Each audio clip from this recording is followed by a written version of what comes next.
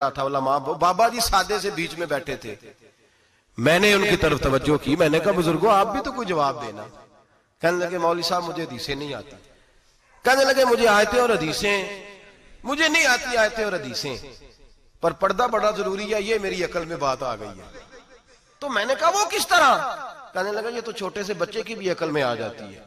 मैंने कहा साहब हमें भी समझा दें, चले हमें को बात मिल जाए। आप चले, अगर आपने इल्म नहीं पढ़ा तो उम्र तो आपकी ज्यादा है ना, आपने बुजुर्गों से बातें सुनी है। तो कहने लगे बेटा मेरा छोटा सा पोता है, वो बाजार से टॉफी खरीद के लाता है। अगर टॉफी के ऊपर से कागज उतार देता है ना तो टॉफी में मक्खियां बैठनी शुरू हो जाती है। टॉफी में मक्खियां बैठ जाती हैं।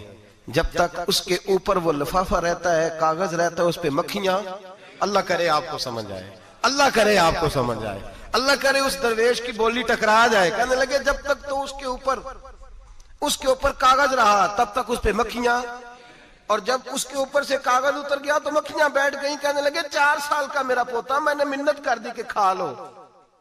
कहने लगा मैं नहीं खाता, इस पे मक्खियां बैठ गई हैं, मैं नहीं खाता, गंदी हो गई है, मैंने ये टॉफी नहीं खानी। कहने लगे मैं बूढ़ा आदमी दोबारा दुकान पे गया, जद्दोजहद करके नई टॉफी लाया, बेटे को कहा खा लो। अब उसने खाई।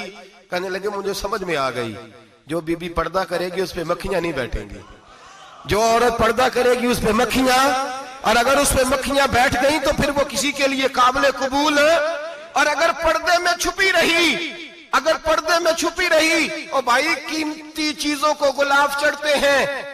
किसी ने कभी केमिस्ट्री गुलाब पे नहीं छुपाई, फिजिक्स नहीं छुपाई, कभी किसी शायर अदीब ने अपना लिखा हुआ शायरी का कलाम नहीं छुपाया।